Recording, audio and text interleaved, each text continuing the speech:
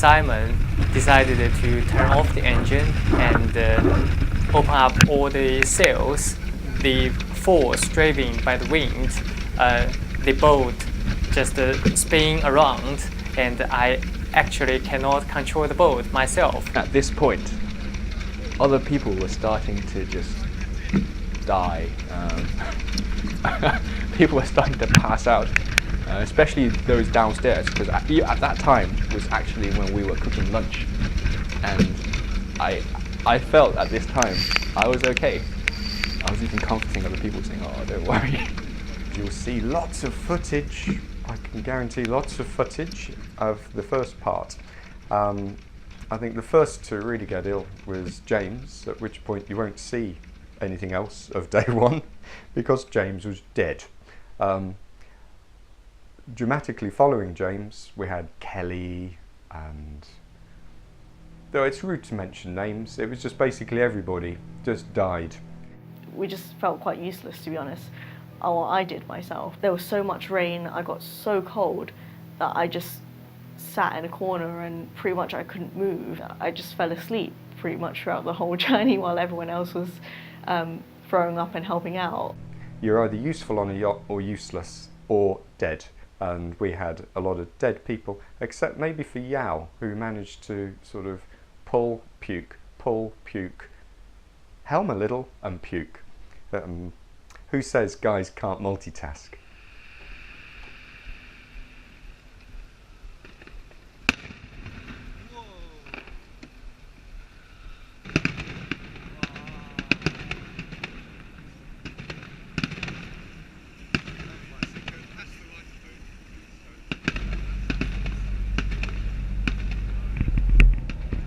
Although it did cross a load of people's minds to go home that day, because in our minds it was that first experience, the first impression of sailing that we thought, oh no, is every day going to be like this?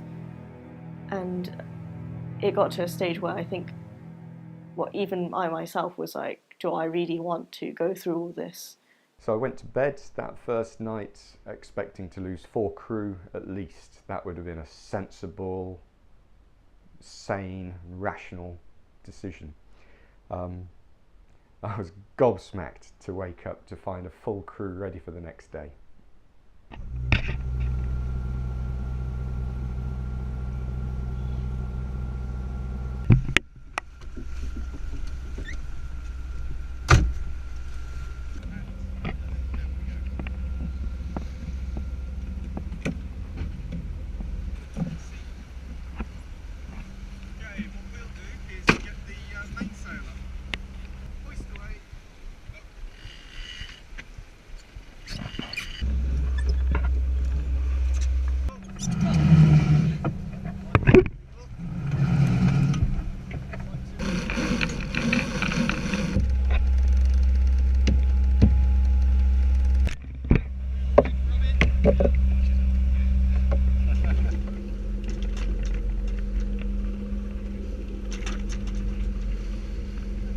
Because I didn't do as much on the first day, I definitely wanted to make up to the guys and to the people that were working so hard the first day, and I fully focused on being part of the crew and doing everything I can.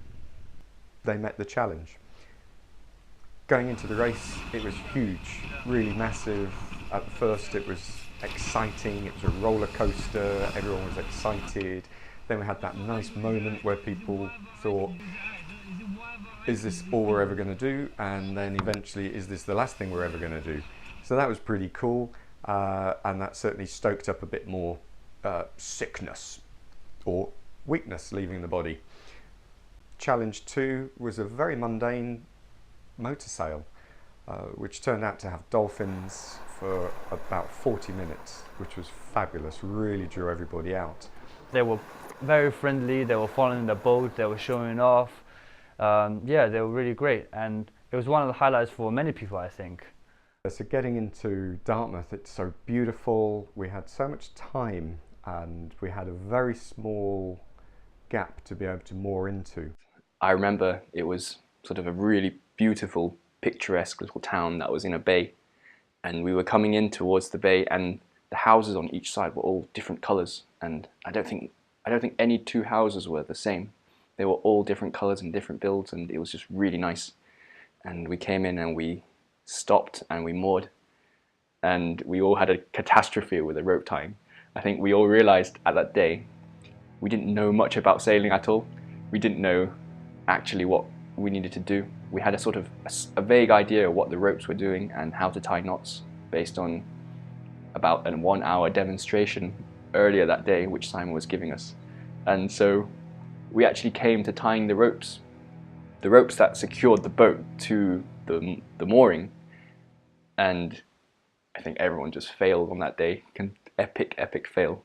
Simon, I don't think Simon expected us to do so badly. He was yanking our ropes off, retying them himself, and sort of showing, yeah, this is how you do it. Do it right next time. We were all a bit scared, I have to be honest, but we didn't fail him again.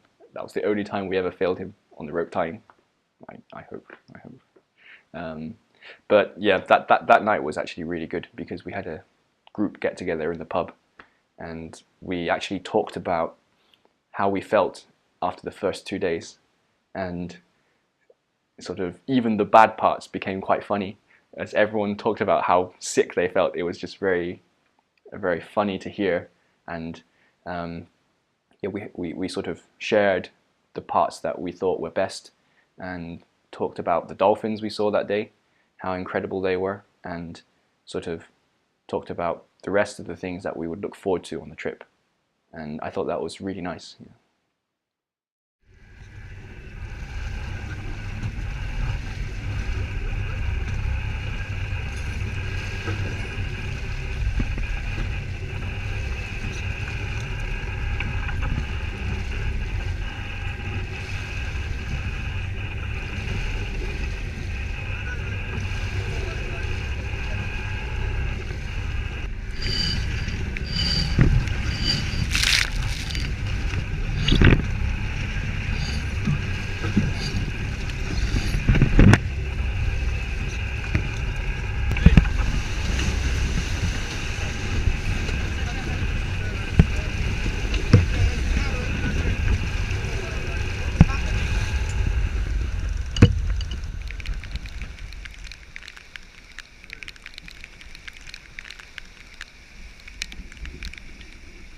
In the afternoon of the third day, because that was the final day of my part of sailing, and I tried to learn more on the boat, and I realized that although in the first 3 days Simon asked us to pull this rope, pull that rope, but actually we didn't know what's the name of each rope and the function of each rope. So I asked Simon a lot of questions, and he explained the different functions of the sails and the functions of different ropes. And after he explained that, I get more understanding of the sail and of the boat. To close the hatch.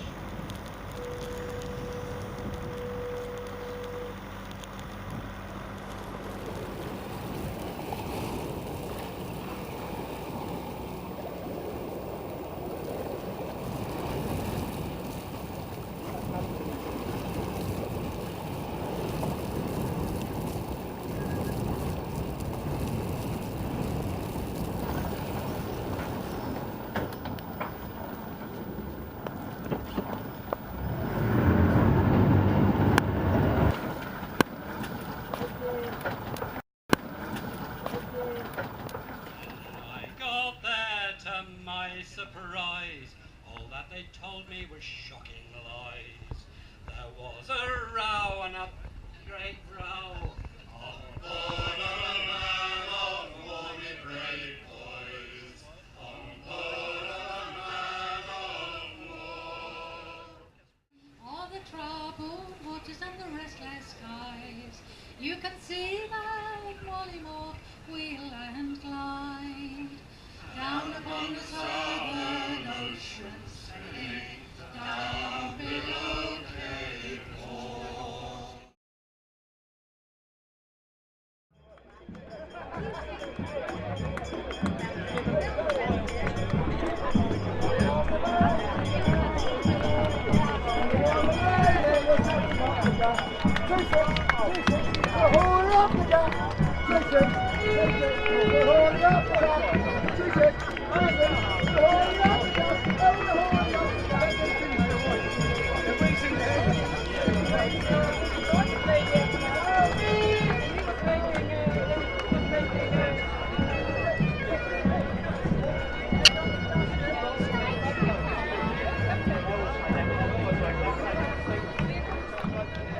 We had a sports day event as one of the days planned for the crew in Falmouth, and in the morning the first event was a crew football tournament, and me and Jemming were very excited about this because we play a lot of football back in Cambridge. We play in the same team. You have to be responsible for your position and also pass the ball to the others and to cooperate with others, and the goal for the whole team was the same, and the same spirit shared with the SEAL training is that people have to work together, have a good teamwork, and have a very positive spirit to achieve the same goal.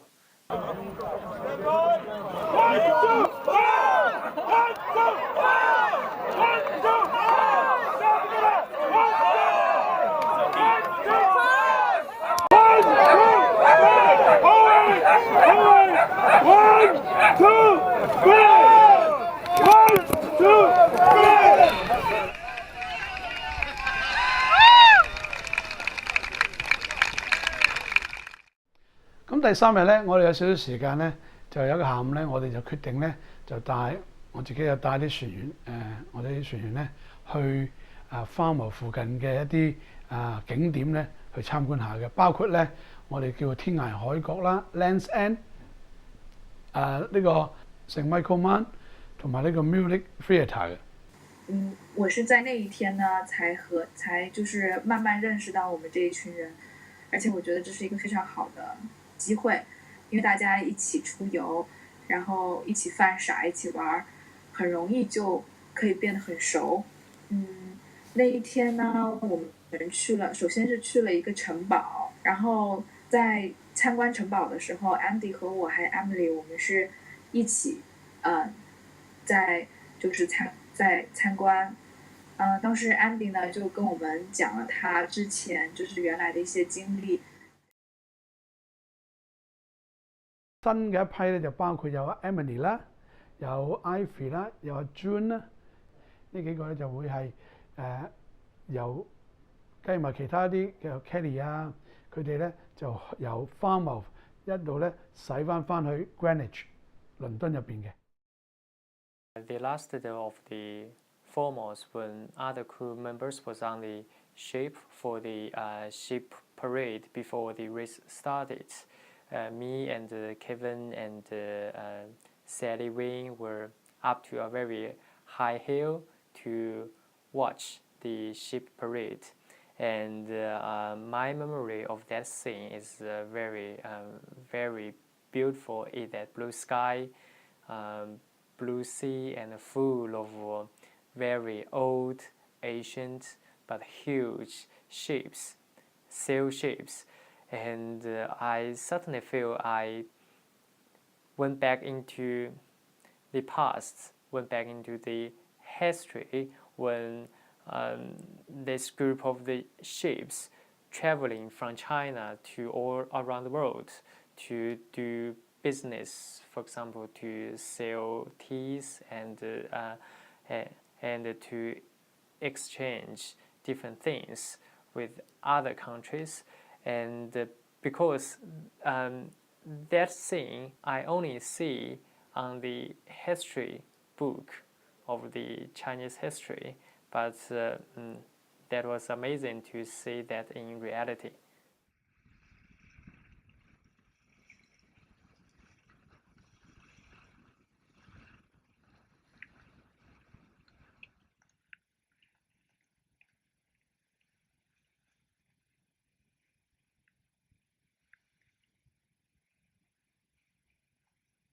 阳光悄无声息地躲到云层背后，空中布满了浅灰苍白的层云，只剩下海天相接的窄缝中依旧透着薄如轻纱的蓝。我们坐在甲板上，期待海风来得更猛烈一些，推翻前行。凯里说：“要是能钓个鱼就好了，这样我们的晚餐里就能有可口的荤菜。”大家纷纷吞咽口水，默默觉得这是个迷人又可憎的提议。可是要去哪里找鱼竿和鱼饵呀？最终晚饭吃了土豆饼和炒 couscous， 心下也相当满足。5 minutes to the start of classes C and D. The wind was brilliant, absolutely brilliant. And so my tactics were to stay close, get ready, and... The wind completely died. There was no wind, there was the tide, but it was completely flat. All ships in the Tall Ships race. This is race control. Stand by for the start of classes C and D. 10, 9, 8, 7, 6, 5, 4, 3, 2, 1, now. Let's come round about 10 degrees up. Start of classes C and D. Over. Spread the sails, get over the line, and it went from a 30 seconds, very clever tactical start to nearly 15 minutes to be able to cross. And that really set us up for the night.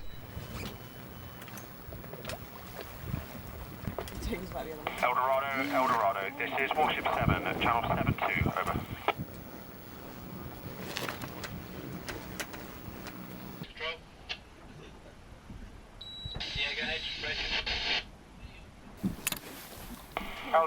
Eldorado, Warship 7, channel 72, over.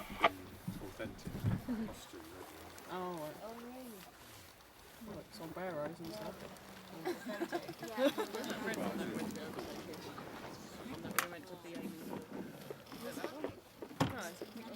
That one there. All vessels in the Tall Ships fleet. This is race control. The race chairman. The start is great from here, from the start vessel. I wish you fair wind. I hope you have a fun and good race and enjoy it, and I'll see you in Greenwich. Good job. Race control on board HMS 7, passing to the comms vessel.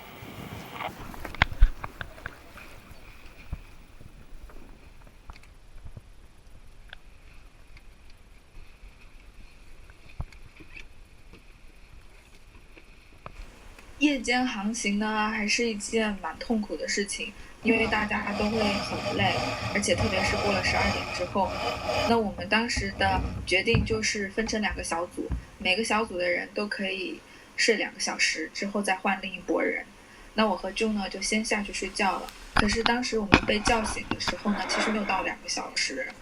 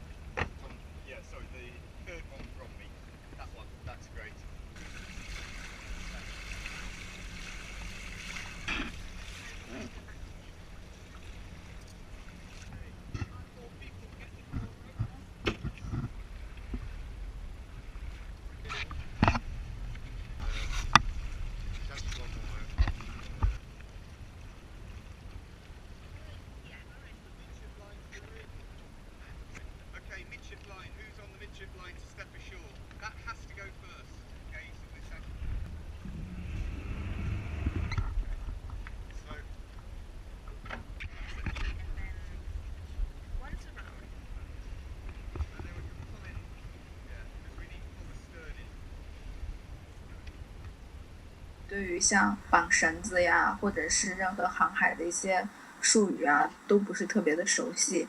那比起男孩子来说，力气又不够大，所以比起在船甲板上面无所事事，可能还会帮倒忙。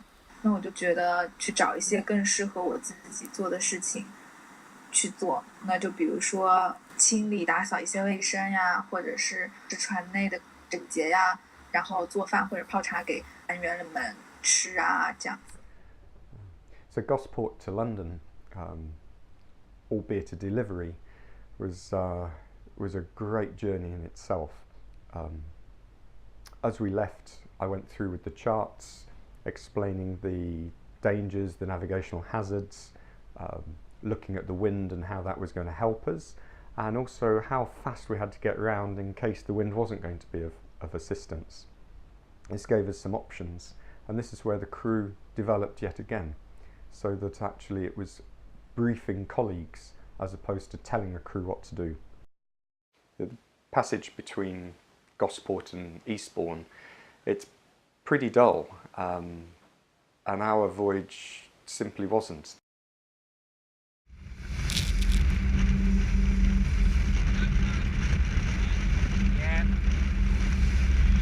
It was Jean's birthday.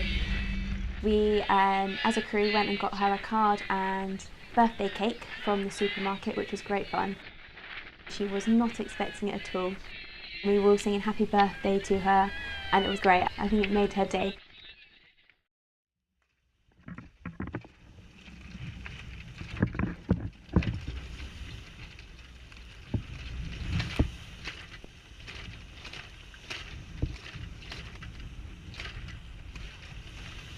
The sea started to get quite rough again. We were going into the wind. I remember I was quite looking forward to sailing in these conditions again, because the race was very, very smooth mostly. And so as the wind picked up, we picked up a lot of speed. We were listing quite heavily, going through the waves and tacking and tacking and tacking. As the sun set, Simon and Bettina would say a single word of "let's tack," and that's it. We were a very, very well-oiled machine at this point.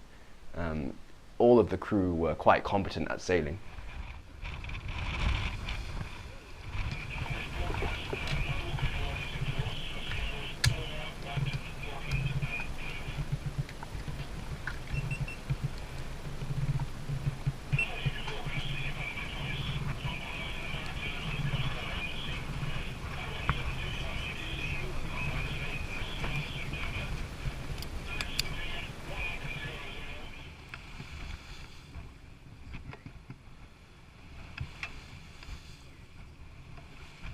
I could relax, I could rest, I could read, because the crew were sailing, the crew were trimming, the crew were tacking.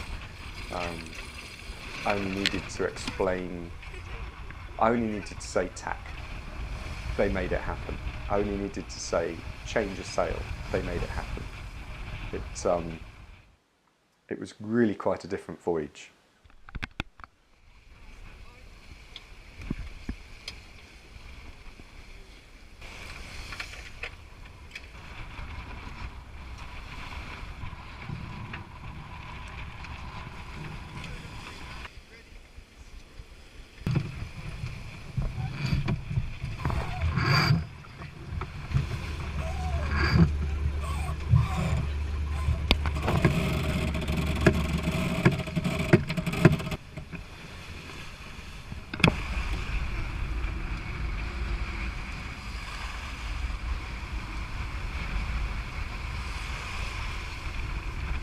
Getting into Eastbourne that night was not easy because the sun had already set, it was pitch dark, and all we were using as bearings were in between the red and the green light, as Simon says.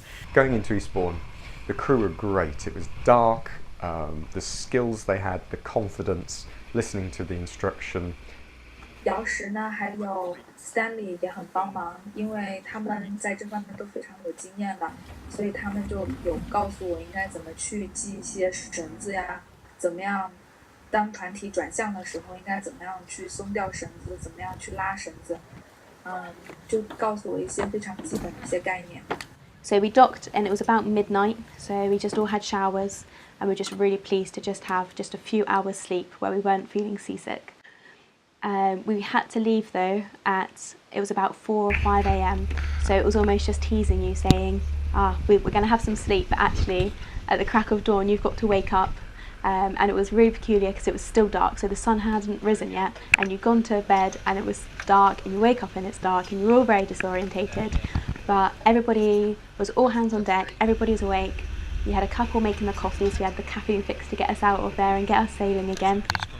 The other guys were on fenders, on the midship line, making sure that Simon was doing the skippering bit, just making sure that we could get out of Eastbourne and to go with the tide and the wind to be in our favour, so we could sail down to Greenwich as quickly as possible.